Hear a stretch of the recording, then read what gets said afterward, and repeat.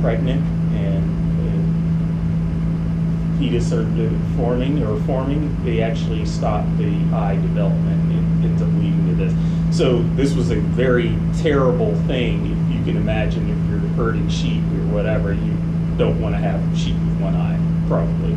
So they found out, it spent a lot of money to the FDA to actually develop the knowledge around what happens to sheep.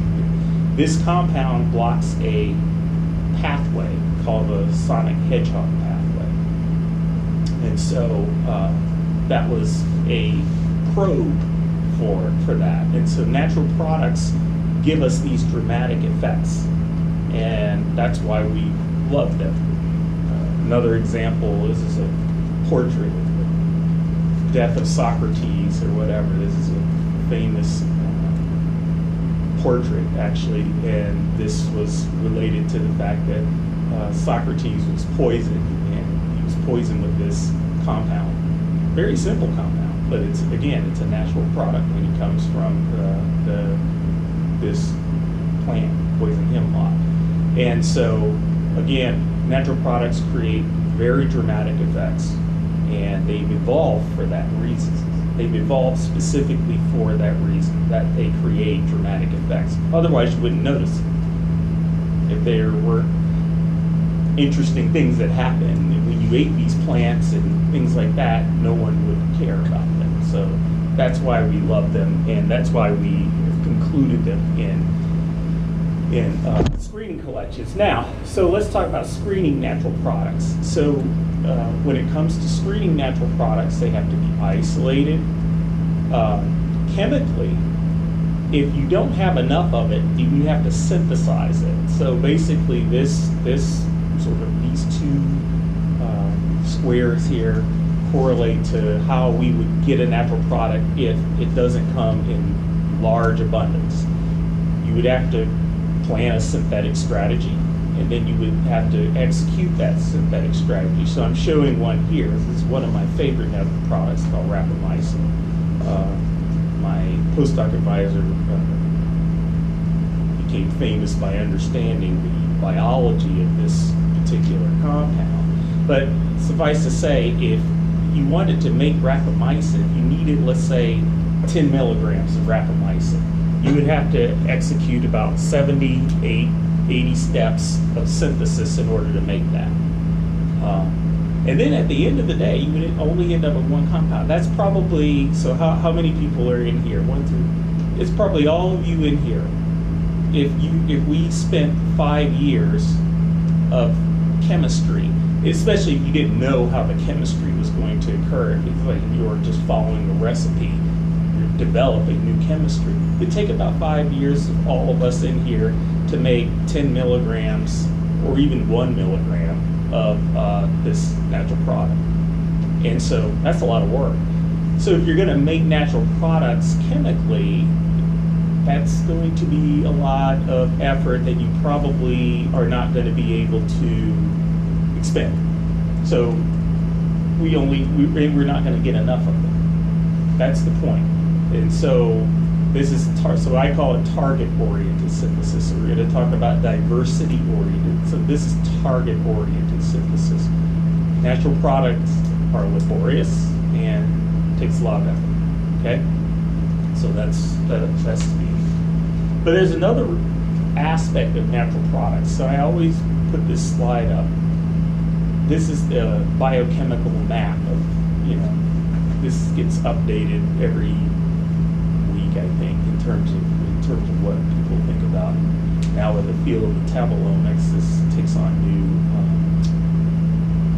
new insights are being developed. But the point is that if you look at all this, and we don't even know, I think this is probably 10% of what we probably need to know about biology. So that looks complicated as all get out, but that is only a fraction of what we know about. But the point is that when you talk about disease-related proteins, where are the nodes that you want to impact on, and is there a natural product that will impact on that? And is there a reason evolutionarily that or that nature has actually made a compound that will interact with all of these things, wherever those disease proteins are? So, we published a paper. Wow, it's very dated now, 2010. Wow, I'm getting old. So this paper, basically, we looked at natural products. We looked at all the known targets of natural products. So the things that the natural product binds to and modulates. And what we found is that there are two situations. One situation is there are certain proteins that are highly, highly, highly connected, like the blue one that I'm pointing to here. So this blue protein interacts with lots of other different proteins. It interacts with red, whatever. This cluster, it represents an area of biology. This cluster represents an area of biology. No need to worry about what that is. The point is the number of connections. So highly connected, and then you have things like this that are highly unconnected. And so what we did is we looked at all the known targets of natural products, and what we determined is that natural products tend to interact with proteins like this, not this.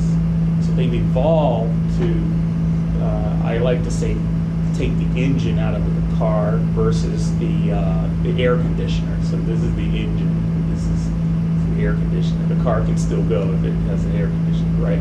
So natural products have evolved to target very highly connected proteins in cells.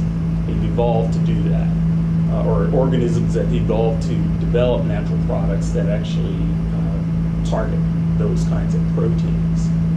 So the problem with this is the problem, that if you're not a death gene, what are you? So a lot of proteins that are coming out that are related to diseases like diabetes, schizophrenia, you name it, are actually not these kinds of proteins. They're these kinds of proteins. So if you think that evolution should generate compounds to proteins like this, which looks like it does not generate compounds to proteins like this. And so therefore, there's no naturally occurring compound that probably is going to modulate this kind of a protein, even though that protein is involved in human disease biology.